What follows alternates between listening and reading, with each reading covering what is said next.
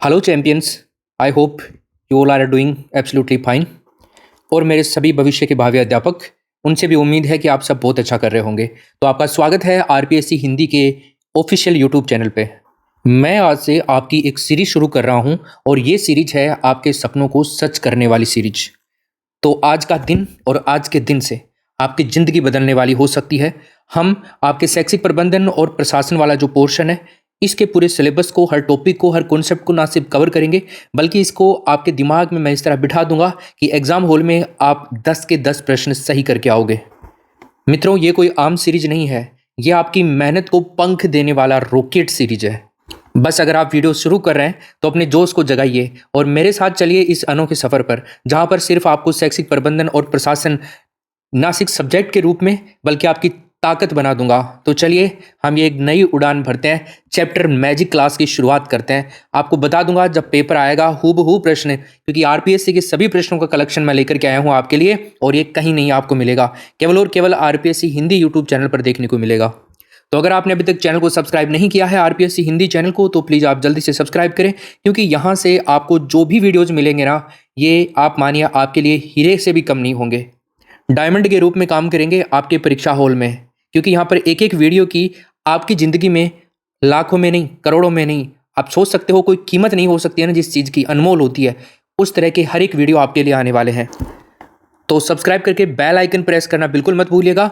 और आपको मैं एक और जानकारी दे दूं इससे पहले कि आपका कोई वीडियो मिस हो जाए, तो आरपीएससी हिंदी नाम से एक ग्रुप है, यहाँ पे आप लोगों को अलाउ भी किया जाता है कि आप इसमें कमेंट भी कर सकते हैं। आपके जो भी कोई डाउट्स हो ना, वो आप यहाँ पर डाल भी सकते हैं। तो ये चैनल नहीं है, ये एक ग्रुप है, तो इस ग्रुप को जरूर ज्वाइन कर लें। डिस्क्रिप्शन में लिंक मिल जाएगा आपको, या फिर आप आरपीएससी हिंदी सर्च करके इस ग्रुप को जरूर ज्वाइन कर लीजिएगा। ये बहुत मैंडेटरी है अगर आप तैयारी कर रहे हैं आरपीएससी फर्स्ट ग्रेड एग्जाम की। तो देखिए, ये सीरीज आप लोगों के लिए गेम चेंजर साबित होगी, चाहे आप बेसिक से शुरू कर रहे हों, चाहे तो आप रिवीजन करना चाहते हो। मैं आपसे वादा करता हूं कि इस सब्जेक्ट में हम हर कॉन्सेप्ट को, हर टॉपिक को, हर सवाल को इतने आसान और मज़ेदार तरीके से समझेंगे कि आप इसे कभी भूलोगे नहीं। तो अब एक मेरे साथ में गहरी सांस ले लो, और आपकी सफलता का पहला कदम मैं कह सकता हूं कि यहीं से शुरू मैं करने वाला हूं। तो चलिए, पहले मैं आपको बता दूं कि अपन इस सीरीज में क्या क्या करने वाले हैं, फिर आगे अपन बढ़ेंगे।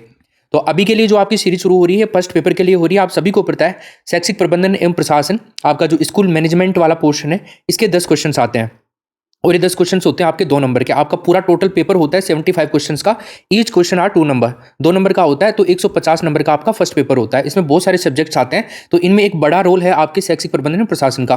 तो यहाँ से आप नंबर गेन करना दोस्तों बहुत आसान है। यहाँ से आप बहुत ही ईजिली इन 10 क्वेश्चन को सही कर सकते हो, 20 नंबर ला सकते हो, क्योंकि फर्स्ट पेपर में बहुत सारी प्रॉब्लम्स आती हैं बहुत सारे दोस्तों को। फर्स्ट पेपर की वजह से कई दोस्तों का तो सिलेक्शन पिछली बार रुक गया था, आपको भी पता है। तो मैं आपसे पूछ सकता हूँ कि एक सवाल, एक तथ्य है, और वो ये है कि आप जानते हैं कि ये पेपर आपकी सफलता के लिए कितना इंपॉर्टेंट है। केवल 10 नंबर का पोर्शन मैं कह सकता हूँ, तैयारी आपको बाकी चीज़ों की भी कराई जाएगी, लेकिन इसकी भी मैं कह सकता हूँ कि इतना ज़्यादा इंपॉर्टेंट है, बहुत ईजिली आप नंबर ला सकते हो एग्जाम के अंदर। कई छात्रों को पहला पेपर बहुत चुनौतीपूर्ण लगता है, लेकिन सही मार्गदर्शन के साथ में आप इसके अंदर महारत हासिल कर सकते हो, और ये सही मार्गदर्शन आपको यहाँ पे बढ़िया वाला मिलने वाला है। तो शुरुआत की बात की जाए तो अपने 1100 क्वेश्चंस मैं आपको करवाने वाला हूं, लगभग 1100 क्वेश्चंस होंगे, और इन 1100 क्वेश्चंस के साथ में मैं आपको 10 मॉडल पेपर भी दे रहा हूं। 10 मॉडल पेपर भी आपको मिलेंगे, 1100 प्लस क्वेश्चंस की आप पीडीएफ भी मैं आपको दूंगा, और इन क्वेश्चंस में से सबसे इंपॉर्टेंट क्वेश्चन जो होंगे वो मैं आपको यूट्यूब पर भी करवाऊंगा। इस तरह से हम टोटल मिला करके इस पोर्शन से 20 नंबर पक्के करने वाले हैं आपकी बार। अब ये पीडीएफ कैसी होगी मैं आपको एक बार दिखा देता हूं। तो देखिए, इस तरह से इस पीडीएफ को तैयार किया गया है। यहाँ पे हर एक क्वेश्चन और फिर उसका आंसर, और पीडीएफ आपको 2 तरह से दी जाएगी, क्योंकि आपको हर एक प्रश्न याद करवाना मेरा उद्देश्य है, यूट्यूब पर समझाना मेरा उद्देश्य है। तो इसके अंदर सारे के सारे तो प्रीवियस ईयर क्वेश्चन आपको मिल जाएंगे, टॉपिक वाइज है ये, पूरी टॉपिक वाइज। जैसा कि अपन देखें यहाँ पे टॉपिक्स जो है अपने, ये है, ये जो आपका सिलेबस है, इसको एक बार आप देख लीजिएगा, पीडीएफ में भी देख लेना आप लोग। तो मैं ये सिलेबस आपका डाल दूंगा टेलीग्राम ग्रुप के ऊपर भी, आरपीएससी पे, उसको आप ज्वाइन कर लेना।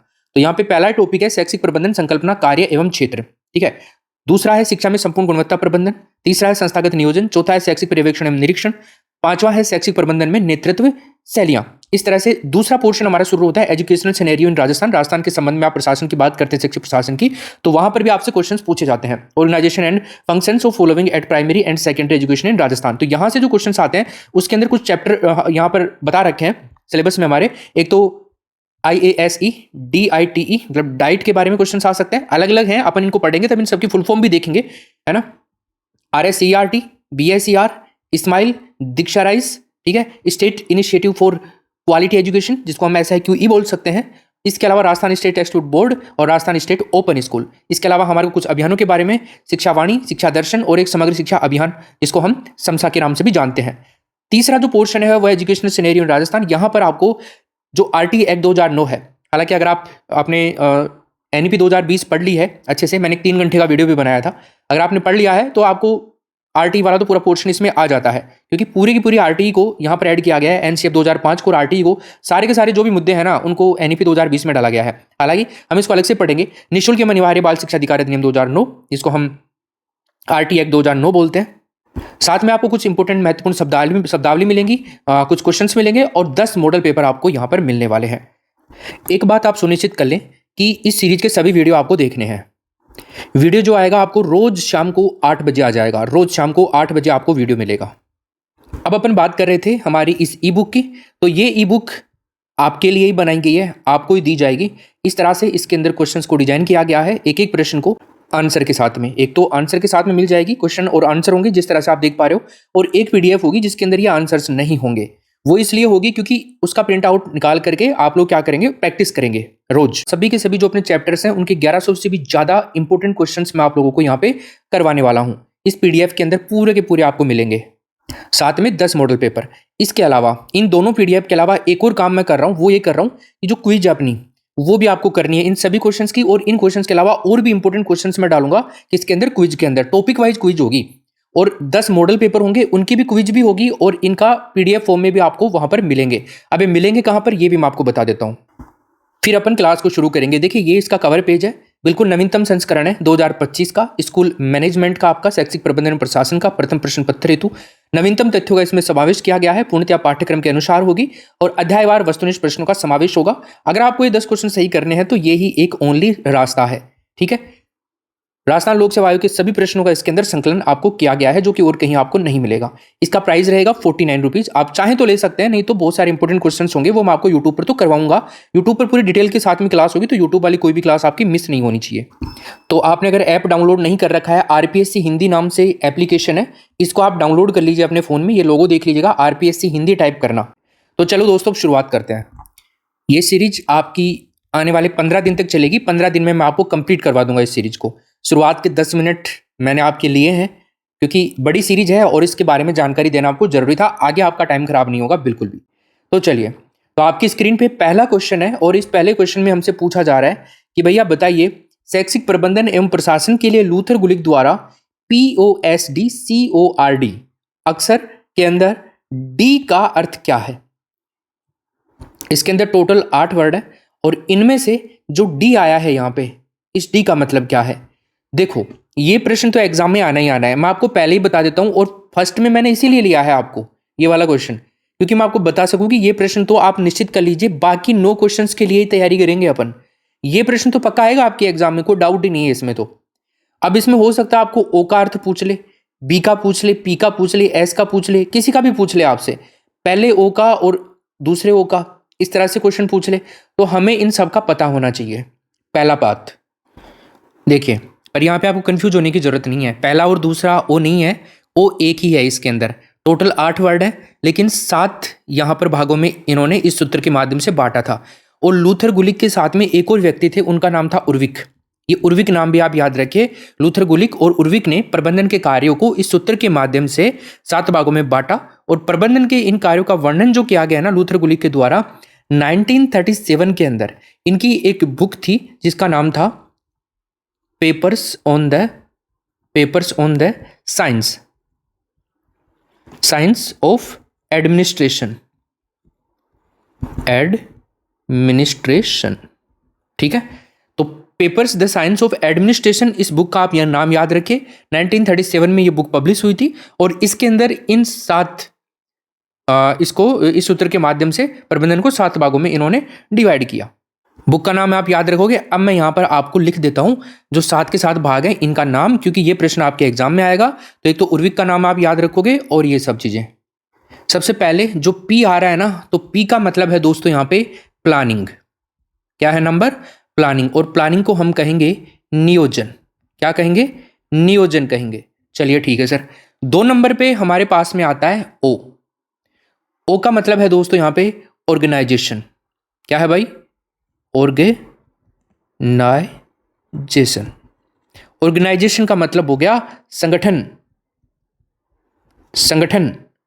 3 नंबर पर जो हमारा शब्द वर्ड है वो है एस, और एस का मतलब है यहां पे स्टफिंग। स्टफिंग का मतलब हो गया दोस्तों नियुक्तिकरण।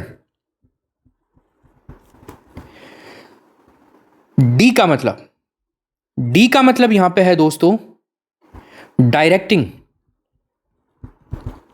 डायरेक्टिंग का मतलब हो गया निर्देशन। और सी का मतलब, सी जो है, सी का मतलब है को ऑर्डिनेशन। इसका हिंदी में मतलब हो गया समन्वय। अगला नाम आता है दोस्तों ओ, तो आई गया है तो एक ही ओ को लेंगे हम, फिर लेते हैं आर को।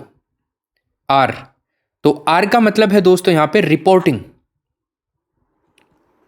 रिपोर्टिंग। रिपोर्टिंग मतलब बोले तो प्रतिवेदन। और लास्ट बी, तो बी का मतलब है मेरे भाई यहां पे बजटिंग। और बजटिंग को हम कहेंगे बजट निर्माण। बजट निर्माण के बिना ना तो विद्यालय में कार्य हो सकता है ना ही कहीं और हो सकता है, तो ये जरूरी होता है। तो ये साथ के साथ या तो स्क्रीनशॉट ले लो इसका, आपको याद होनी चाहिए किसी भी हालत में। मुझे पता नहीं है, बाद में आप मत कहना कि सर आपने बताया था नहीं, मैंने पूरा बिल्कुल डिटेल में आपको ये बता दिया है। दूसरा प्रश्न है आपका, और ये प्रश्न पूछता है कि भारत में प्रबंधन का जनक किसको कहा जाता है। देखिए, सबसे पहले हमारे पास में ऑप्शन है हेनरी फेयोल। हेनरी फेयोल के बारे में आपको डिटेल बताऊंगा। हेनरी फेयोल के बारे में बहुत सारे इंपॉर्टेंट प्रश्न बनते हैं, जैसे हेनरी फेयोल को आधुनिक प्रबंधन का जनक कहा जाता है। हेनरी फेयोल के सिद्धांतों जो है, हेनरी फेयोल है, इसको प्रबंधन के सिद्धांतों का जन्मदाता कहा जाता है। प्रबंधन के जो विशिष्ट कार्य हैं उनका जन्मदाता भी इसको कहा जाता है। उसके अलावा दूसरा ऑप्शन है अरविंदम चौधरी। हमारा जो राइट आंसर होगा दोस्तों यहाँ पे वो होगा अरविंदम चौधरी। भारत में प्रबंधन का जनक अरविंदम चौधरी को कहा जाता है। अब तीसरा ऑप्शन है हमारे पास में लूथर गुलिक का। लूथर गुलिक के बारे में सर कुछ डिटेल है क्या? बिल्कुल है। इनको प्रबंधन के नियोजन का जनक कहा जाता है। क्या कहा जाता है? नियोजन का जनक इनको कहा जाता है। बाकी स्वामी विवेकानंद के बारे में तो आप बहुत सारी बातें जानते ही हैं। अब हेनरी फेयोल के बारे में थोड़ा सा मैं आपको बता देता हूँ। व्हाइट पेज ले लेता हूँ एक, इसके अंदर थोड़ी सी डिटेल लिखवा देता हूँ क्योंकि यहाँ से क्वेश्चन आपका बन सकता है। देखिए, सबसे पहले हम यहाँ पे लगाएंगे heading Henry Fayol. Henry Fayol, सबसे पहले इनका जो पहला था वो है अपना आधुनिक प्रबंधन का जनक इनको कहा जाता है। आधुनिक प्रबंधन का जनक इनको कहा जाता है। दूसरा था प्रबंधन के जो सिद्धांत दिए गए हैं, तो प्रबंधन के सिद्धांतों का जन्मदाता इनको कहा जाता है। इन्होंने, इनके बाद में ही लोगों ने बाद में सिद्धांतों का वर्गीकरण किया और कई सारे सिद्धांत दिए इनके बाद में। तीसरा एक और लिख लीजिए, प्रबंधन के विशिष्ट कार्यों का जन्मदाता भी इनको कहा जाता है। लेकिन एक और क्वेश्चन आपके आ सकता है, और क्वेश्चन वो ये आ सकता है कि प्रबंधन का गुरु किसे कहा जाता है। तो प्रबंधन का गुरु किसे कहा जाता है, ये क्वेश्चन मुझे, इस क्वेश्चन का आंसर आप मुझे कमेंट बॉक्स में दो। बाकी आगे ये प्रश्न आएगा तब इसके बारे में डिटेल अपन डिस्कस करेंगे। अभी के लिए आप मुझे कमेंट में उत्तर दे दो, वीडियो को रोक के, फिर बाद में आगे शुरू करो, ठीक है। चलो आगे चलते हैं। हेनरी फेयोल के बारे में बात हो गई, अब बात करते हैं थोड़ी सी लूथर गुलिक के बारे में। लूथर गुलिक, लूथर गुलिक, इनकी बुक के बारे में तो मैंने तुम्हें बता ही दिया। Papers on the science of administration 1937 में पब्लिश हुई थी। उसके अंदर जो ये सूत्र दिया और सूत्र के आधार पर जो प्रबंधन को बांटा इन्होंने 7 भागों में, उसके बारे में डिटेल से अपन ने डिस्कस कर लिया है। तो इनको कहा जाता है प्रबंधन के नियोजन का जनक। प्रबंधन के नियोजन का जनक इनको कहा जाता है। चलो इनकी पुस्तक का नाम यहाँ पे लिख देता हूँ, आपको शायद याद ना रहे तो आपको नाम याद रख लेना है। Papers on the science of administration. ठीक, ये पुस्तक का नाम आप याद रखिएगा। तो देखो अपन यहाँ पे क्या क्या डिस्कस किया। अपन ने डिस्कस किया हेनरी फेयोल के बारे में। इनको आधुनिक प्रबंधन का जनक कहा जाता है, प्रबंधन के सिद्धांतों का जन्मदाता कहा जाता है, प्रबंधन के विशिष्ट कार्यों का जन्मदाता कहा जाता है। दूसरा मैंने आपसे क्वेश्चन पूछा जिसका उत्तर आपने दे दिया होगा। लूथर गुलिक के बारे में हम बात करें तो लूथर गुलिक को प्रबंधन के नियोजन का जनक कहा जाता है और इनकी एक पुस्तक है जो 1937 में पब्लिश हुई थी जिसका नाम है papers on the science of administration. चलो अब चलते हैं अपन क्वेश्चन नंबर 3 पे। देखिए आपका क्वेश्चन नंबर 3 है, इसमें आपको आंसर करना है। विद्यालय में खेल का मैदान है लेकिन उसमें बालक खेलते दिखाई नहीं देते, उसमें किसका अभाव है? बताइए क्या आंसर होगा।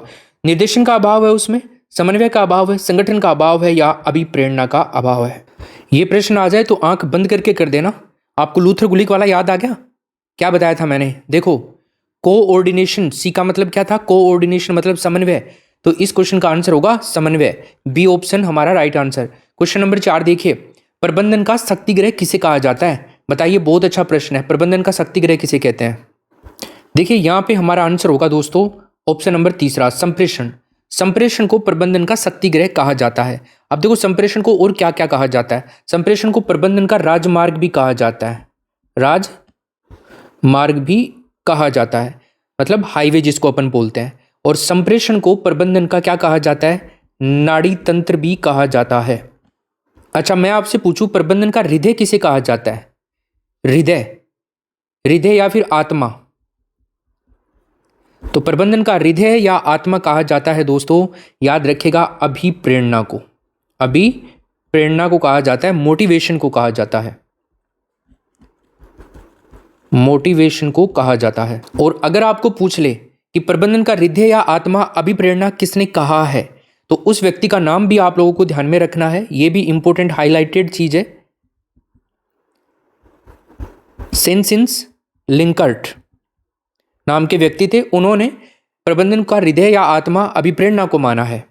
अच्छा मैं आपसे पूछ लूं, प्रबंधन का बैकबोन किसे कहा जाता है? मतलब बैकबोन ऑफ द मैनेजमेंट किसे कहा जाता है? प्रबंधन के रीढ़ की हड्डी।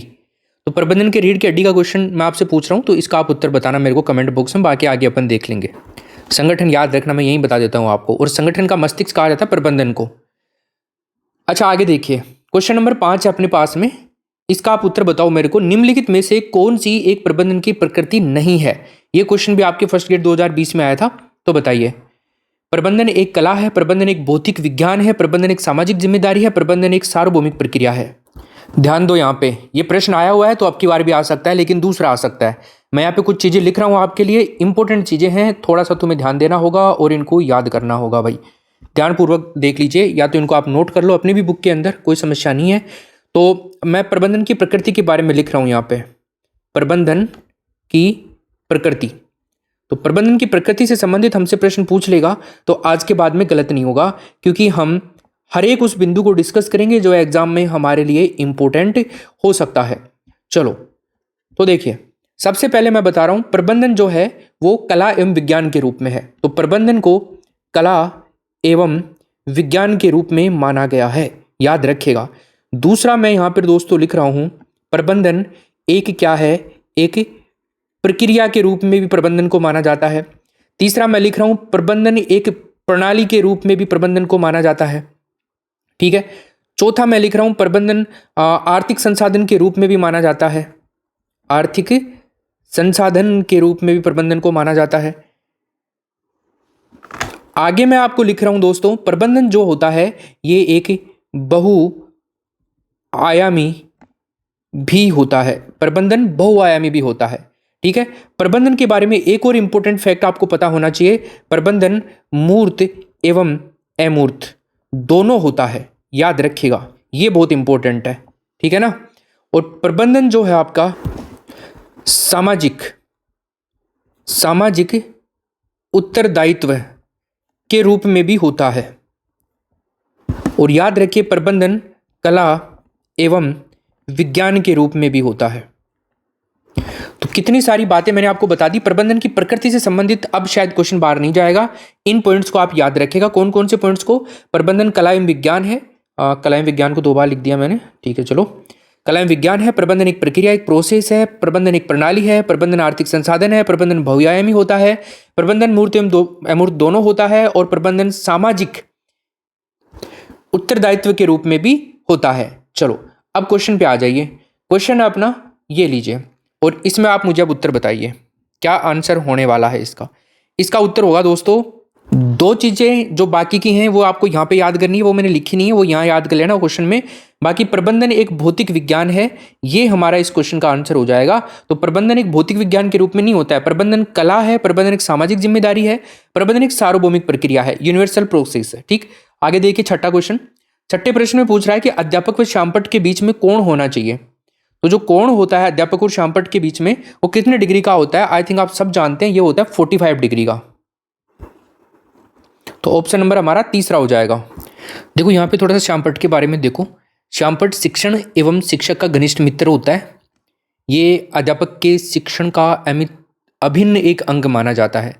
क्या आप बिना श्यामपट्ट के कक्षा के अंदर अध्यापन कार्य करवा सकते हो? नहीं करवा सकते ना। तो हम किसी ऐसे कक्षा का की कल्पना भी नहीं कर सकते जहाँ पर श्यामपट्ट ना हो। तो देखो आप कितना इंपॉर्टेंट होता है। एक प्रोफेसर थे स्टक, इन्होंने एक परिभाषा दी थी, ये हमारे मैनेजमेंट में इंपॉर्टेंट हो सकती है, इसलिए मैंने ये वाली फोटो आपको दिखा रहा हूँ। ठीक है, तो इन्होंने कहा था कि इसे, श्यामपट्ट के बारे में ये बोल रहे हैं कि इसे शिक्षक और छात्र द्वारा प्रयुक्त विद्या समझना चाहिए। क्यों? क्योंकि शिक्षक इसकी सहायता से निर्देशन देता है और छात्र आत्माभिव्यक्ति या व्याख्या करता है जो टीचर पढ़ाता है। ठीक है, ये बात समझ में आ गई आपको? चलिए अगला क्वेश्चन है दोस्तों अपना, प्रबंधन गुरु की संज्ञा किसे दी जाती है? अब प्रबंधन गुरु के बारे में हमने देख लिया है। मैंने आपसे पूछा था कि भारत में प्रबंधन का गुरु, प्रबंधन का जनक भारत के अंदर अगर पूछे आपसे तो अरविंदम चौधरी का अपन ने देखा था स्टार्टिंग के क्वेश्चन में। फिर मैंने वहीं पर क्वेश्चन डाला था कि प्रबंधन का गुरु किसे कहा जाता है? तो प्रबंधन का गुरु कहा जाता है दोस्तों पीटर ड्रेकर को। तो यहाँ पे हमारा पहला ऑप्शन हो जाएगा। अगला क्वेश्चन है, शिक्षा विभाग का प्रशासनिक जो प्रमुख होता है वो कौन होता है? जरा बताइए मेरे को, शिक्षा विभाग का प्रशासनिक प्रमुख कौन होता है? शिक्षा विभाग का प्रशासनिक प्रमुख होता है दोस्तों प्रमुख शासन सचिव। देखो अगर हम राजस्थान की बात करें या फिर कोई भी राज्य की बात करें तो राज्य के प्रशासन तंत्र के अंदर सर्वोच्च शिखर पर कुछ होता है ना, तो वो होता है शासन सचिवालय। शासन सचिवालय, और शासन सचिवालय समस्त राज्य प्रशासन का नियंत्रण और केंद्र बिंदु होता है। इसकी स्थापना 1949 में की गई थी और है कहाँ पर? ये जयपुर में है, अगर हम राजस्थान के सिनेरियो में बात करें तो। अब शासन सचिवालय में 2 तरह के अधिकारी होते हैं, पदाधिकारी होते हैं कह सकते हैं। तो एक तो होते हैं राजनीतिक, जो राजनेता होते हैं, जो जनता के द्वारा चुन करके जाते हैं वो बैठते हैं, और दूसरे होते हैं दोस्तों यहाँ पर प्रशासनिक। ठीक है, तो जो प्रशासनिक है उनके बारे में यहाँ पर बात हो रही है। अब प्रशासन का मुखिया जो होता है वो होता है प्रमुख शासन सचिव। प्रशासनिक की बात करें तो राजनीतिक की बात नहीं कर रहे हैं अपन। अगर राजनीतिक में पदाधिकारियों में बात करें तो राजनीतिक में जो होता है सबसे प्रमुख होता है सीएम, मुख्यमंत्री। ठीक है, प्रशासनिक पदाधिकारियों में होता है आपका प्रमुख शासन सचिव या फिर कह सकते हैं मुख्य सचिव। यहाँ पर फिर दूसरे नंबर पर आता है कैबिनेट मंत्री, फिर राज्य मंत्री आते हैं, फिर उप मंत्री आते हैं और फिर संसदीय सचिव आते हैं। लेकिन यहाँ पर बात करें तो सबसे पहले जो आता है वो मुख्य सचिव आता है। उसके अलावा अतिरिक्त मुख्य सचिव आएगा, फिर प्रमुख मुख्य सचिव आएगा, फिर सचिव आएगा, फिर विशेष सचिव आएगा, फिर उप सचिव आएगा, सहायक सचिव आएगा, अनुभाग अधिकारी आएगा, वरिष्ठ सहायक अधिकारी आएगा। ऐसे बहुत सारे आते हैं, फिर लास्ट तक 4th ग्रेड तक आते हैं आपके। चलो अगला प्रश्न देखते हैं 9 नंबर का। बताइए मुझे इस क्वेश्चन का आंसर क्या होगा। भारत का भविष्य उसकी कक्षाओं में निर्मित हो रहा है, ये कथन किसका है? वेरी इंपॉर्टेंट क्वेश्चन है। तो इस क्वेश्चन का आंसर दोस्तों हम करेंगे कोठारी आयोग। अगर कोठारी आयोग के बारे में हम बात करें तो कोठारी आयोग को ही दोस्तों आप शिक्षा आयोग भी कह सकते हो। इस प्रश्न में भाषा चेंज हो सकती है। इस प्रश्न की भाषा आ सकती है कि भारत का भविष्य की जगह भारत का भाग्य भी मिल सकता है आपको। और इस तरह से एक प्रश्न पूछा गया था यूजीसी नेट के अंदर 2021 के अंदर क्वेश्चन आया था कि भारत का भाग्य उसकी कक्षाओं में निर्मित हो रहा है, ये कथन निम्नलिखित में से किसने कहा था? वहां पर ऑप्शंस अलग अलग थे। विश्वविद्यालय आयोग जो कि 1948 वाला था, शिक्षा आयोग 1964, राष्ट्रीय शिक्षा नीति 1986 और राष्ट्रीय ज्ञान आयोग 2005। इस तरह से आपको 4 ऑप्शन उसमें मिले थे। मेरे को ऐसे कैसे याद है वो क्वेश्चन। तो वहां पर आंसर जो था वो शिक्षा आयोग 1964 था। तो शिक्षा आयोग नाम भी मिल सकता है, ध्यान रखिएगा, कोठारी आयोग की जगह शिक्षा आयोग 1964। तो वेरी इंपॉर्टेंट क्वेश्चन है, आप याद रखो इस प्रश्न को भी। अपन एक रिपोर्ट भी कह सकते हैं। ये कोठारी आयोग जो है 1964 से 1966 तक का टाइम पीरियड इसका एक्चुअल माना जाता है। तो इस रिपोर्ट में हुआ क्या था, प्रधानमंत्री उस टाइम में इंदिरा गांधी थी। तो इंदिरा गांधी की सरकार ने 1968 में 1968 में पहली राष्ट्रीय शिक्षा नीति की घोषणा करी थी, जिसके अंदर जो कट्टरपंथी पुनर्गठन था उसका भी आह्वान किया गया। राष्ट्रीय एकीकरण और ज़्यादा सांस्कृतिक और आर्थिक विकास को प्रोत्साहन देने के लिए समान शैक्षिक अवसरों को भी यहाँ पर प्रस्ताव रखा गया। और इस नीति के अंदर भारत के संविधान के द्वारा निर्धारित जो 14 वर्ष की आयु तक के सभी बच्चे हैं उनके लिए अनिवार्य शिक्षा और शिक्षकों के विशेष प्रशिक्षण और योग्यता को पूरा करने का भी आह्वान इसमें किया गया था। अब देखो एक और आयोग है बहुत इंपॉर्टेंट, राधाकृष्णन आयोग। तो राधाकृष्णन आयोग के बारे में आपको बताऊं, इस आयोग को विश्वविद्यालय आयोग भी कहा जाता है। और इस आयोग की स्थापना करी गई थी भारत सरकार के द्वारा 1948 में, 1948 में। इसका मकसद क्या था इसकी स्थापना करने के पीछे? जो भारतीय विश्वविद्यालय हैं तो उनकी शिक्षा की स्थिति का आकलन करके उनमें सुधार करना। और इस आयोग ने अपनी रिपोर्ट जो पेश करी थी दोस्तों, रिपोर्ट के बारे में भी आप ध्यान रखिएगा, 25 अगस्त 1949 को इसने अपनी रिपोर्ट भारत सरकार को बना करके दी थी। रिपोर्ट में कुछ इंपॉर्टेंट बिंदुओं पे डिस्कस किया गया था। परीक्षा की प्रणाली में सुधार करने के ऊपर बात करी गई थी। यूजीसी की स्थापना भी दोस्तों इसी के अंदर की गई थी, इसी के बेसिस पे की गई थी। और उच्च शिक्षा में महिलाओं के लिए समान अवसर और सुविधाओं के बारे में बताया गया था। विश्वविद्यालय में जो शिक्षक हैं उनके वेतन के अंदर सुधार करने के ऊपर भी इसमें बताया गया था। ग्रामीण विश्वविद्यालयों की स्थापना भी इसी के अंदर ये एक इसका भाग था, मान लीजिए। इस आयोग के अध्यक्ष अगर आपसे पूछ ले तो इस आयोग के अध्यक्ष कौन थे? डॉक्टर सर्वपल्ली राधाकृष्णन। और इस आयोग की एक महत्वपूर्ण बात है, इस आयोग ने भारत की माध्यमिक शिक्षा प्रणाली को आधुनिक बनाने की भी बात करी थी। देखिए जो MHRD है, MHRD मतलब मानव संसाधन विकास मंत्रालय, इन्होंने 2009 में एक उच्च शिक्षा पर एक समिति गठित की थी और उसी समिति का नाम है यशपाल समिति। इस समिति के अध्यक्ष यशपाल ही थे, इसलिए इसको यशपाल कमेटी के नाम से जाना जाता है। इसका गठन भारत में उच्च शिक्षा के लिए जो सुधार करने हैं उनकी जांच की जाए इस वजह से की गई थी। यशपाल को ही क्यों इसका अध्यक्ष बनाया गया था, इनके बारे में आपने पढ़ा हो तो ये पूरे वर्ल्ड लेवल पे विश्व स्तर पर प्रसिद्ध भौतिक विज्ञानी थे, शिक्षाविद थे, उच्च शिक्षा के सुधारक थे। अंतिम है अपना मुदालियर आयोग। देखो ये चारों ही इतने इंपॉर्टेंट हैं आपके एग्जाम के पॉइंट ऑफ व्यू से, इसलिए मैं इनकी थोड़ी डिटेल बता रहा हूँ आपको। बाकी आप ऐसे मत सोचना कि फालतू की बातें बता रहा हूँ, बहुत इंपॉर्टेंट बातें सारी याद होनी चाहिए आपको। अब मुदालियर आयोग जो है ये माध्यमिक शिक्षा आयोग के नाम से भी जाना जाता है, इसको आप माध्यमिक शिक्षा आयोग भी कह सकते हो, ठीक है। माध्यमिक शिक्षा आयोग के नाम से भी इसको जाना जाता है। इसकी स्थापना करी गई थी भारत सरकार के द्वारा 23 सितंबर 1952 को और डॉक्टर लक्ष्मण स्वामी मुदालियर ने इसकी अध्यक्षता करी थी। लक्ष्मण स्वामी मुदालियर, इन्होंने इसकी अध्यक्षता करी थी, ठीक है। ये क्वेश्चन क्लियर है आपका।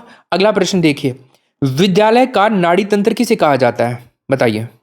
देखो कुछ इंपॉर्टेंट बातें मैं आपको बता देता हूं। यहाँ पे विद्यालय से संबंधित भी क्वेश्चन आते हैं हमारे एग्जाम में, तो यहाँ पर देखो मैं लिखता हूँ, फिर देखो अब आगे ज़्यादा टाइम नहीं लगेगा।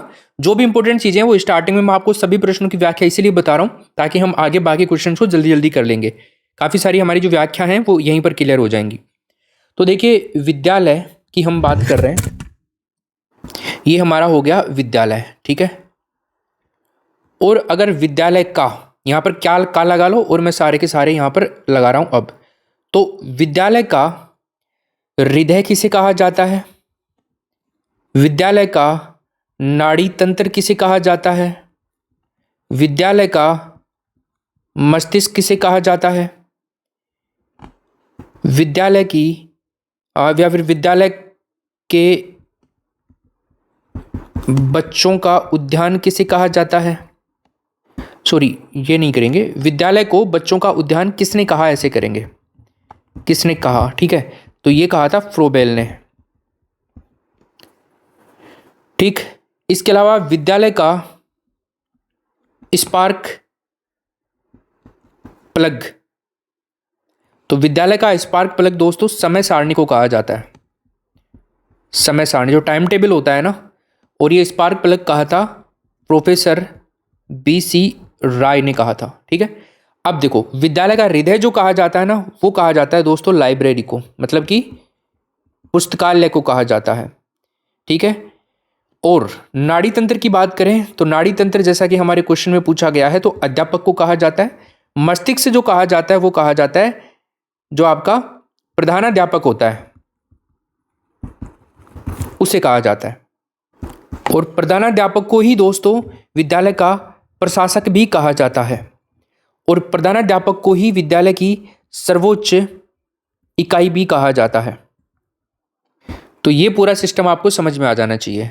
चलिए आगे बात करते हैं। तो यहाँ पे हमारा आंसर क्या होगा, अध्यापक हो जाएगा, डी ऑप्शन हमारा करेक्ट आंसर हो जाएगा। अगला देखिए, एक कार्मिक को केवल एक ही बॉस से निर्देश प्राप्त होने चाहिए, ये कथन किसके संबंध में है बताइए। ये कथन कहा था दोस्तों फेयोल ने। अगला देखिए, जो अपन ने ये सूत्र देखा था, इसको ये याद आ रहा है आपको, क्वेश्चन नंबर फर्स्ट में ही सारी चीजें मैंने डिस्कस करी थी। तो इस सूत्र में बताइए आर का मतलब क्या है। आर का मतलब देखिए, पी का मतलब था प्लानिंग नियोजन, ओ का मतलब ऑर्गेनाइजेशन संगठन, एस का मतलब स्टफिंग नियुक्तिकरण, डी का मतलब डायरेक्टिंग निर्देशन, आर का मतलब रिपोर्टिंग प्रतिवेदन, और सी का मतलब था कोऑर्डिनेशन समन्वय। तो आर का मतलब आ गया अपना यहाँ पे प्रतिवेदन। ऑप्शन नंबर तीसरा हम यहां पर करेक्ट आंसर करेंगे, मतलब कि रिपोर्टिंग, रिपोर्टिंग कर देंगे। अगला क्वेश्चन है हमारा, राज्य स्तर पर शिक्षा किसके अधीन होती है। तो राज्य स्तर पर जो एजुकेशन होती है दोस्तों, ये होती है एजुकेशन मिनिस्टर के अंडर में। तो ऑप्शन नंबर बी करेंगे। अगला क्वेश्चन है, विद्यालय का मस्तिष्क किसे कहा जाता है।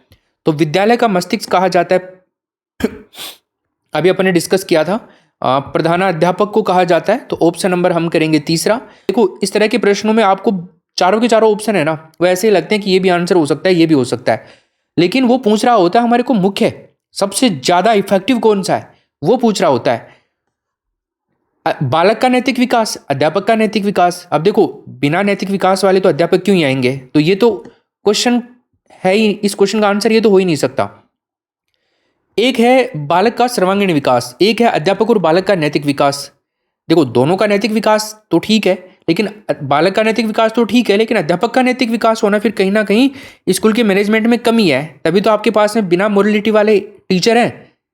तो इसको तो छोड़ो आप, दो ऑप्शन तो वैसे ही कट गए आपके, दूसरा और चौथा तो बचे दो ऑप्शन नैतिक विकास। अब इनमें ज्यादा इफेक्टिव कौन सा है, ये वाला है ना, क्योंकि बालक विद्यालय क्यों जाता है, क्योंकि बालक का सर्वांगीण विकास हो, ऑल राउंड डेवलपमेंट हो बालक का, इसलिए जाता है ना। तो तीसरा ऑप्शन हम सही उत्तर करेंगे यहाँ पे। अगला देखिए, माध्यमिक शिक्षा आयोग के अनुसार किस आकार के विद्यालय भवन सर्वोत्तम माने जाते हैं। तो माध्यमिक शिक्षा आयोग के अनुसार अगर बात करी जाए तो जो यू आकार के भवन होते हैं ना, यू आकार के, यू शेप के जो भवन होते हैं, वो ज्यादा इफेक्टिव माने जाते हैं। देखो अभी मैंने आपसे बात करी, जो अपना सेकेंडरी एजुकेशन कमीशन है, या फिर जिसको अपन मुदालियर कमीशन भी बोल सकते हैं, मुदालियर आयोग भी बोल सकते हैं, इसकी स्थापना कब हुई थी, 23 सितंबर 1952 को। चुनाव भी तो हुए थे 1952 में। तो भारत सरकार ने 23 सितंबर 1952 को डॉक्टर लक्ष्मण स्वामी मुदालियर की अध्यक्षता में माध्यमिक शिक्षा आयोग की स्थापना करी थी, और उन्हीं के नाम से इसे मुदालियर आयोग भी कहा गया। तो इसी आयोग की रिपोर्ट में यह बताया गया था कि विद्यालय के जो भवन होते हैं ना, वो यू आकार के होने चाहिए। चलो नेक्स्ट क्वेश्चन देखते हैं अब अपन। अगला प्रश्न है अपना, देखिए शैक्षिक प्रबंधन का क्या अर्थ होता है, क्या मीनिंग होता है एजुकेशन मैनेजमेंट का। देखो जो शैक्षिक प्रबंधन होता है ना, इसको संस्था का हृदय भी कहा जाता है। संस्था का क्या कहा जाता है, हृदय भी कहा जाता है। मैं आपकी जानकारी के लिए बता दूं आपको एक मोटा मोटा इसका मतलब, शैक्षिक संस्थान जो भी होते हैं उनके उद्देश्य को पूरा करने के लिए जो साधनों की व्यवस्था करनी होती है ना, वो इसका एक मुख्य लक्ष्य मान सकते हैं अपन, और ये एक सैद्धांतिक और व्यवहारिक प्रक्रिया है। अगला प्रश्न है हमारा, शैक्षिक प्रबंधन का मूल तत्व नहीं है, बताइए कौन सा इनमें से शैक्षिक प्रबंधन का मूल तत्व नहीं है। देखो ऊपर भी अपन ने एक बार डिस्कस किया था, जो अपन ने प्रबंधन की प्रकृति के अंदर देखा था, तो उसमें भौतिकवादी आया था ना, तो वो नहीं था उसका उत्तर, वही उत्तर माना गया था फिर अपना, मतलब नहीं पूछा था उसमें भाई प्रबंधन एक प्रक्रिया के रूप में है, प्रबंधन एक कला है, प्रबंधन एक प्रणाली के रूप में होता है, प्रबंधन बहुआयामी होता है, प्रबंधन मूर्त अमूर्त होता है, ठीक है, प्रबंधन एक सामाजिक उत्तरदायित्व के रूप में भी काम करता है, प्रबंधन कला और विज्ञान दोनों है, ऐसे कई सारी चीजें अपन ने डिस्कस करी थी। तो शैक्षिक प्रबंधन का मूल तत्व इनमें से कौन सा नहीं है, देखो, निर्णय लेना तो शैक्षिक प्रबंधन का मूल तत्व माना जाता है। संचार के साधनों का विकास करना भी माना जाता है। विद्यालय के अंदर संचार के माध्यम से भी कनेक्टेड रहना, मानवीय संबंध आपस में बनाने होते ही हैं, शैक्षिक प्रबंधन का मुख्य लक्ष्य माना जाता है। भौतिकवाद नहीं माना जाएगा, ये भौतिकवाद कहीं परे हट के मान सकते हैं अपन, ये इसमें नहीं आएगा। ठीक, तो इसका राइट आंसर डी ऑप्शन होगा। अगला देखिए, शैक्षिक प्रबंधन का अर्थ आपको बताना है। यहां पर पूछ रहा है शैक्षिक प्रबंधन का अर्थ। तो देखो, पहला ऑप्शन है पूर्व निर्धारित लक्ष्य की प्राप्ति करना, बिल्कुल सही बात है। पूर्व निर्धारित जो लक्ष्य होते हैं उनकी प्राप्ति करना। एक संस्था द्वारा सामूहिक प्रयास करना, यह भी सही है। शिक्षा की प्रक्रिया की व्यवस्था करना, यह भी सही है। उपरोक्त सभी, देखो इस तरह के क्वेश्चन में आप उपरोक्त सभी क्या करो, अगर आपको पूरे के पूरे पॉजिटिव लग रहे हैं ना पूरे ऑप्शन, तो आप आंख बंद करके कर देना, वो सही जाएगा आपका किसी भी हालत में। तो इसमें तीनों ही सही है। अगला प्रश्न है, लूथर गुलिक के अनुसार आधुनिक संप्रदाय के अनुसार शैक्षिक प्रबंधन के कितने तत्व या घटक शामिल है? तो लूथर गुलिक के अनुसार अगर बात करें, इसके सूत्र के अंदर 8 वर्ड हैं, उनमें से 2 बार ओ आया है, तो एक बार ही काउंट होता है वो। तो इस तरह से हम 7 को देखते हैं, और 7 के साथ मैंने आपको डिस्कस कर दिए, ऊपर लिख दिए, याद करवा दिए, याद कर लेना उनको। ठीक है, बाकी यहां पर और लिखे हुए हैं, इनको एक बार और देख लो। तो लूथर गुलिक द्वारा दिए गए जो अपना ये सूत्र है POSDCORD, सिद्धांत में CO का क्या तात्पर्य है अगर आपसे पूछ ले, तो CO का मतलब है कोऑर्डिनेशन। यहां पर जो C जो आता है ना, उसके बाद में जो O आता है, तो इन दोनों को मिला करके पूछा जाता है। ठीक है ना, जो कि अपन ने अभी बात करी थी। तो CO का मतलब क्या हो गया? Coordination, right. तो ऑर्डिनेशन करेंगे हम यहाँ पे। अगर हम इसकी बात करें, P का मतलब प्लानिंग हो जाएगा, नियोजन। S का मतलब स्टफिंग हो जाएगा बाकी O आता है P के बाद में, तो ऑर्गेनाइजेशन, संगठन हो जाएगा, स्टफिंग। D का मतलब डायरेक्टिंग, निर्देशन, और उसको CO का मतलब आपका कोऑर्डिनेशन हो जाएगा। इसके अलावा R का मतलब रिपोर्टिंग हो जाएगा, रिपोर्ट हो जाएगा, और B का मतलब बजटिंग हो जाएगा, बजट बनाना। तो इस तरह से लूथर गुलिक के 7 ये वर्ड हैं, इनको आप याद रखिएगा। अब ये तो नॉर्मल सी बात है, याद रहेगी आपको। अगला क्वेश्चन देखिए, प्रशासन एवं प्रबंधन के संदर्भ में उपयुक्त कथन आपको बताना है। तो फ्रेंड्स, प्रशासन और प्रबंधन के विषय में उपयुक्त कथन जो है वो कौन सा है इसमें से? देखो, पहला कथन है, प्रशासन नीति निर्धारण एवं प्रबंधन नीतियों को लागू करता है। बताओ, प्रशासन ही करता है ना, नीति निर्धारण करेगा, फिर प्रबंधन नीतियों को लागू करेगा। दूसरा है, प्रशासन का लाभ संपूर्ण समाज को मिलता है तथा प्रबंधन का लाभ एक समिति क्षेत्र को मिलता है। ये भी बात बिल्कुल सही है। तो दोनों ही स्टेटमेंट सही हैं, तो हमारा आंसर उपयुक्त दोनों हो जाएगा, तीसरा करेक्ट आंसर कर देंगे। निर्देशन की प्रक्रिया का भाग इनमें से कौन सा नहीं है? बताइए, क्या पूछ रहा है? निर्देशन की जो प्रक्रिया है उसका भाग कौन सा नहीं है? देखो, निर्देशन की प्रक्रिया का भाग आदेश देना तो है, ठीक है ना भाई, आदेश देना तो है, प्रशिक्षण भी है, मूल्यांकन भी है, अनुशासन नहीं है निर्देशन की प्रक्रिया का भाग। तो हम इसमें करेंगे डी ऑप्शन। ठीक, नेक्स्ट प्रश्न है अपना, किसी भी संगठन का मस्तिष्क किसे कहा जाता है? तो किसी भी संगठन का जो मस्तिष्क कहा जाएगा मित्रों, वो कहा जाएगा अपना प्रबंधन को। तो ऑप्शन नंबर करेंगे हम पहला करेक्ट आंसर। अगला देखिए 25 नंबर का क्वेश्चन, इसमें आपको आंसर करना है। प्रश्न पूछ रहा है कि शिक्षक को ब्रह्मा का रूप किसने कहा? तो बताइए, शिक्षक जो होता है इसको ब्रह्मा का रूप किसने कहा था? तो शिक्षक को ब्रह्मा का रूप कहा था दोस्तों, ऑप्शन नंबर हमारा 25 में हो जाएगा राइट आंसर, मनु ने कहा था। रविंद्रनाथ टैगोर ने कहा था, मनु ने कहा था। तो इसमें आंसर करेंगे मनु। अगला प्रश्न देखिए, सर हेनरी फेयोल के अनुसार प्रबंधन है। तो आप देखो, यहां पर सूत्र पूछ रहा है आपसे, तो सूत्र के बारे में आप जान रहे हो, सर हेनरी फेयोल की बात कर रहा है, लेकिन ये यहां पे ठीक है, लूथर गुलिक को छोड़ दो, अब सर हेनरी फेयोल के बारे में आ जाओ। तो कई आप में से दोस्त हैं वो ये वाला करके आ जाएंगे कंफ्यूज होकर के, तो ये नहीं करना है, गुलिक का नहीं करना, सर हेनरी फेयोल का करना है। तो ये है POCCC, 3 बार CC आएगा लास्ट में, POCCC। अब यहां पर अगर अपन बात करते हैं P के बारे में, तो P का मतलब है दोस्तों यहां पर फिर से प्लानिंग मतलब कि नियोजन। O जो है यहां पे सॉरी, O का मतलब भी यहां पे ऑर्गेनाइजेशन है दोस्तों, ऑर्गेनाइजेशन मतलब कि संगठन। ठीक, फिर आता है C और C, तो C का मतलब है यहां पे कमांड का मतलब निर्देशन देना या निर्देश देना, निर्देशन। ठीक है, दूसरा जो C है उसका मतलब है कंट्रोल का मतलब हो गया दोस्तों नियंत्रण, और तीसरा जो C है उसका मतलब है कोऑर्डिनेशन, तो इसका मतलब हो गया समन्वय। ठीक है, शब्द तो वही हैं पूरे के पूरे, बस सूत्र में चेंजेज है, 3 बार सी आ गया यहाँ पे, क्लियर है। बाकी कमांड एक अलग से आ गया, कंट्रोल अलग से आ गया। तो नियोजन, संगठन, निर्देशन, नियंत्रण और समन्वय, ये आप याद रखें, सर हेनरी फेयोल के अनुसार प्रबंधन है। इनमें से कोई भी शब्द का अर्थ आपसे पूछा जा सकता है, याद रखिएगा इस बात का।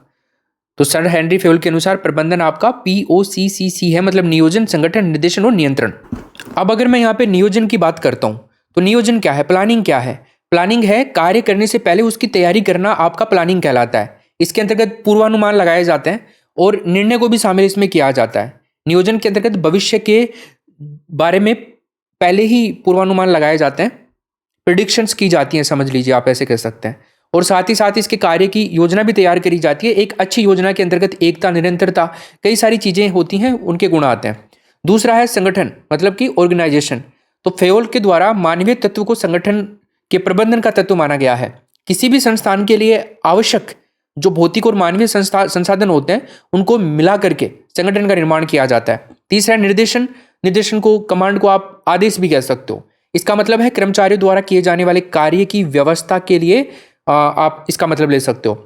प्रत्येक प्रबंधन के लिए आवश्यक आदेश जो होते हैं वो उनके उद्देश्य आप मान सकते हो। कर्मचारियों के प्रयास का अधिकतम उपयोग यहां पर होता है। कंट्रोल यानी कि नियंत्रण। नियंत्रण का मतलब यहां पर है दोस्तों, जो भी त्रुटियां रह गई हैं, कमियां रह गई हैं, उनको समय रहते सुधार लिया जाए और भविष्य में कोई समस्या ना आए, वो हो जाएगा। कोऑर्डिनेशन का मतलब क्या हो जाएगा? संगठन के जो भी अलग अलग क्रियाएं हैं वो इस प्रकार से तालमेल बिठाना उनका कि कार्य में कोई बाधा ना आए, कार्य इजीली हो जाए, तो वो समन्वय कहलाता है। ठीक है, आगे चलते हैं। नेक्स्ट प्रश्न है, विद्यालय का हृदय कहलाता है। तो विद्यालय का हृदय मैंने आपको बता दिया था, पुस्तकालय को, लाइब्रेरी को विद्यालय का हृदय कहा जाता है। शिक्षा विषय है, तो शिक्षा दोस्तों किसका विषय है? शिक्षा आपका संविधान में हमारे समवर्ती सूची का विषय है। अगला प्रश्न है, विकेंद्रीकरण के बारे में किसने कहा है कि संगठन की छोटी इकाई तक जहां तक व्यवहारिक हो? तो विकेंद्रीकरण के बारे में, तो ये स्टेटमेंट आप याद रखिए, ये स्टेटमेंट है कीथ डेविस का, डी ऑप्शन होगा। 30 नंबर का प्रश्न है, अभिप्रेरणा को प्रबंधन का हृदय किसने कहा था? ऊपर मैंने बता दिया आपको, किसने कहा था? रेसिन्स लिकर्ट ने कहा था। तो ऑप्शन नंबर क्या करेंगे इसमें? First option. 31 नंबर का क्वेश्चन देखिए, ये भी मैंने आपको बता दिया, विद्यालय का स्पार्क प्लग किसे कहा जाता है? तो विद्यालय का स्पार्क प्लग कहा जाता है समय सारणी, टाइम टेबल को। तो नंबर 1 ऑप्शन हम करेंगे इसमें। अगला क्वेश्चन है, प्रबंधन प्रक्रिया का सूत्र POCCC किसने दिया था? तो ये सूत्र किसने दिया था भाई? ये सूत्र दिया था हेनरी फेयोल ने, अभी अपन ने ऊपर देखा। तो नंबर 1 ऑप्शन कर देंगे। और हेनरी फेयोल के विशिष्टीकरण का सिद्धांत किससे संबंधित है? तो हेनरी फेयोल के विशिष्टीकरण का जो सिद्धांत है दोस्तों, यह आपके जो काम होता है उसके विभाजन से संबंधित है। तो इसमें करेंगे हम बी ऑप्शन। अगला हमारा क्वेश्चन है, जे हार्टले ने प्रबंधन के कितने तत्व बताए हैं? तो जे हार्टले ने दोस्तों प्रबंधन के तत्व बताए हैं 3। ऑप्शन नंबर करेंगे बी। और जो 3 तत्व बताए हैं ना, वो बताए हैं अदा, प्रक्रिया और प्रदा। तो एक तो अदा प्रदा याद रखना भाई, इनपुट याद रख लेना, और इनपुट है तो आउटपुट भी है, और एक प्रोसेस याद रख लेना, ठीक है ना। तो आरपीएससी ज्ञान आपको मिल रहा है यहाँ पे, ये इंपॉर्टेंट क्वेश्चन है बहुत ज़्यादा। जहाँ पर आरपीएससी ज्ञान लिख जाए, समझना वो क्वेश्चन आपके दिमाग में आना चाहिए, क्योंकि अब की बार एग्जाम में आने वाला है वो क्वेश्चन। तो आरपीएससी हिंदी यूट्यूब चैनल को सब्सक्राइब अगर आपने अभी तक नहीं किया है तो आप जल्दी कर लीजिए, क्योंकि आपको इसी तरह की क्लासेज, अपनी क्लास में से प्रश्न बाहर जाएंगे नहीं दोस्तों, ये मैं आपको पहले बता चुका हूँ। तो बिल्कुल निश्चिंत होकर के आप पढ़ाई करो, एक एक चीज़ को, एक एक सेकंड की क्लास को आप इतना इंपॉर्टेंस दीजिए कि बस आपके लिए ये सब कुछ है। अगला प्रश्न देखिए, एजुकेशन शब्द एजुकेटम से निर्मित है, जो कि एक शब्द है, मतलब कौन सी भाषा का ये शब्द है? तो ये शब्द अपन मनोविज्ञान में बहुत पढ़ चुके हैं, शिक्षा मनोविज्ञान में भी देखते हैं। तो ये लैटिन भाषा का शब्द है। पहला ऑप्शन हम इसमें सही उत्तर कर देंगे, क्लियर। अगला क्वेश्चन देखिए, लूथर गुलिक द्वारा किए गए ये जो सूत्र है, इसमें CO का तात्पर्य क्या है? तो CO का तात्पर्य कोऑर्डिनेशन हो जाएगा, कहीं आप कंफ्यूज मत हो जाना मेरी तरह, ठीक है। तो कोऑर्डिनेशन करेंगे हम इसमें, समन्वय की बात होती है यहाँ पे। और वहीं आपका हेनरी फेयोल का भी यही होता है, CO का मतलब याद रखें, C का मतलब कोऑर्डिनेशन ही करते हैं उसमें भी। 37 देखिए, विद्यालय प्रबंधन के अंतर्गत मानवीय संसाधनों में कौन कौन आते हैं? ये भी बड़ा इंपॉर्टेंट क्वेश्चन है भाई। तो विद्यालय प्रबंधन के अंतर्गत जो मानवीय तत्व होते हैं, मानवीय संसाधन होते हैं, उनके अंदर आते हैं दोस्तों बालक। बालक देखो मानवीय संसाधनों में आएंगे, ठीक है, अभिभावक भी आएंगे और शिक्षक भी आएंगे। कहीं आप केवल बालक ही कर दो ओनली, या फिर आप केवल शिक्षक ही कर दो, ये भूल मत कर देना। देखो वैसे तो आपको एग्जामिनर ने खुद ने ही आंसर दे दिया है कि आप चाहो ना तो 2 के बारे में सोच सकते हो, लेकिन दो को अलग अलग ऑप्शन नहीं कर सकते आप भाई, आप में इतना सा दिमाग दो है ही, क्योंकि यहाँ पर मानवीय संसाधन की बात कर रहा है, तो मानवीय संसाधन में बालक भी है और शिक्षक भी है। अब आप सोचो तो यहाँ पे ये कर सकते हो, कब कर सकते हो, जब उपरोक्त दोनों दे दे, ए और से दोनों दे दे, लेकिन यहाँ पर तो उपरोक्त सभी दे रखा है, तो सभी दे रखा है तो हमारे लिए पॉजिटिव पॉइंट हो गया ये कि अभिभावक भी आएगा उसमें, ठीक है ना। तो ऑप्शन नंबर डी करेंगे हम इसके अंदर। अगला प्रश्न देख लो आप, एक अच्छा प्रबंधक होता है, एक अच्छा प्रबंधक जो होता है वो बताइए, परिस्थिति जन्य होता है, जन्मजात होता है, वैज्ञानिक दृष्टिकोण वाला होता है, या उपरोक्त सभी। बताओ क्या करोगे, उपरोक्त सभी पे जाओगे, इसी आंसर पे जा रहे हो ना, डी ऑप्शन पे ही। चलो ठीक है, मैं भी इसके साथ जाता हूँ, ये ऑप्शन सही होगा हमारा। एक अच्छा प्रबंधक जो होगा वो परिस्थिति जन्य, हर परिस्थिति में किसी भी समस्या का समाधान करने वाला होगा, वो जन्मजात होगा, उसमें गुण जो है प्रबंधन के जन्मजात होंगे, और वैज्ञानिक दृष्टिकोण रखने वाला होगा ताकि विद्यालय को और आगे लेकर के जाए, बच्चों का अच्छा विकास कर पाए, विद्यालय के लिए बढ़िया बढ़िया नीतियां बनाए, वही एक अच्छा प्रबंधक कहलाता है। शैक्षिक प्रबंधन का उद्देश्य बताओ, इनमें से कौन सा नहीं है। अब बताइए शैक्षिक प्रबंधन के उद्देश्य में कौन सा नहीं है इनमें से। देखो शैक्षिक प्रबंधन के बहुत सारे उद्देश्य होते हैं, छात्रों में व्यक्तिगत विकास के ऊपर, इंडिविजुअल मतलब विकास पर भी ध्यान देना होता है, छात्र और समाज केंद्रीय शिक्षा और योजना का विकास करना भी होता है, छात्रों में अच्छे नागरिक के गुणों का विकास करना भी होता है, संसाधनों का अधिकतम उपयोग करना, छात्रों के व्यक्तिगत विकास पर जोर देना, समय का सदुपयोग करना, भौतिक और जो मानवीय संसाधन है उनके अंदर समन्वय करना आपस में, ये शैक्षिक प्रबंधन के सारे क्या होते हैं दोस्तों, उद्देश्य होते हैं। तो यहाँ पर जो हम आंसर करेंगे वो करेंगे ऑप्शन नंबर, संसाधनों में असमन्वय। संसाधनों में असमन्वय थोड़ी करेंगे, संसाधनों का तो ज्यादा से ज्यादा उपयोग करेंगे अपन, इसमें वो होता है, ठीक। तो ऑप्शन नंबर तीसरा करेंगे, बाकी सारे हैं मूल्यांकन करना, संसाधनों का अधिकतम उपयोग करना, छात्रों के व्यक्तिगत विकास पर ध्यान देना। 14 नंबर का क्वेश्चन है दोस्तों, मानव संसाधन विकास मंत्रालय MHRD का नाम फिर से शिक्षा मंत्रालय कब किया गया, बताइए। तो अगर MHRD की बात कर रहा है तो यहां पर जो MHRD के बारे में बात कर चुका हूं, अब और ज्यादा बात नहीं करेंगे अपन। तो शिक्षा मंत्रालय का नाम जो है मानव संसाधन मंत्रालय किस वर्ष में किया गया, ऐसे भी पूछ सकता है आपसे। तो यहां पर तो दोस्तों आंसर होगा हमारा क्या, 15 मई 2008, इस क्वेश्चन का तो आंसर। लेकिन अगर आपसे पूछ ले कि शिक्षा मंत्रालय का नाम मानव संसाधन विकास मंत्रालय कब किया गया था, तो वहां पर आएगा 1985 में, 1985 में किया गया था, ये बात भी आप ध्यान रखिएगा, ठीक है। अब इस चैप्टर के टोटल 87 क्वेश्चन हैं दोस्तों, तो एक और क्वेश्चन मैं आपको करवा देता हूं बोनस के लिए। बताइए एस्पिरिट डी कॉम्स का संबंध किससे है।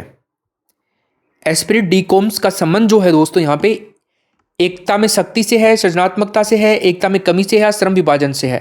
तो फ्रेंड्स यहां पर हमारा आंसर होगा एकता में शक्ति, ठीक है। संगठन में ही शक्ति है, एकता में ही पावर है। इसका मतलब कह सकते हैं अपन स्ट्रेंथ इन यूनिटी, ठीक है। एकता में शक्ति से मतलब है, ये क्वेश्चन भी नया क्वेश्चन है, ट्रेंडिंग में आ सकता है तुम्हारे एग्जाम में, ध्यान रखिएगा। तो मित्रों आप RPSC हिंदी एप्लीकेशन डाउनलोड कर लें और वहां से इस PDF को जरूर डाउनलोड कर लें, वहां पर आपको टेस्ट सीरीज भी मिलेगी उसी के अंदर, ठीक है। वो धीरे धीरे अपडेट हो रही है, तो आपको कंटिन्यूअसली डेली टेस्ट देने हैं। समझ में आई बात आपको। इस तरह से ये सभी क्वेश्चन सभी चैप्टर्स के आपको इसी तरह से PDF मिलेगी, इसका आप प्रिंट आउट भी निकलवा सकते हो। और ये RPSC की मेहनत, RPSC हिंदी यूट्यूब चैनल की मेहनत आप लोग बिल्कुल भी जाया नहीं जाने देंगे। इसको आप याद करेंगे, एक दिन मुझे ये कहना है कि यहाँ से जिस भी विद्यार्थी ने पढ़ाई करी थी लगभग सभी का सिलेक्शन हुआ है, सभी के बढ़िया नंबर आए हैं। तो आप सभी का तहे दिल से धन्यवाद मुझे अंत तक सुनने के लिए और अपना समय कीमती देने के लिए।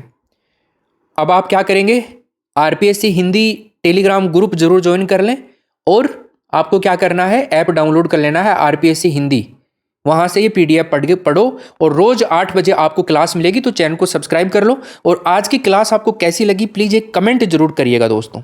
एक कमेंट आपका मेरे लिए बहुत इंपॉर्टेंट रोल अदा करता है, तो एक कमेंट जरूर करिएगा। रोज 8 बजे शाम को आपको क्लास मिलेगी फर्स्ट ग्रेड एग्जाम के लिए इस यूट्यूब चैनल पे, तो सब्सक्राइब करिए और अपने दोस्तों को शेयर करिए। धन्यवाद, थैंक यू सो मच।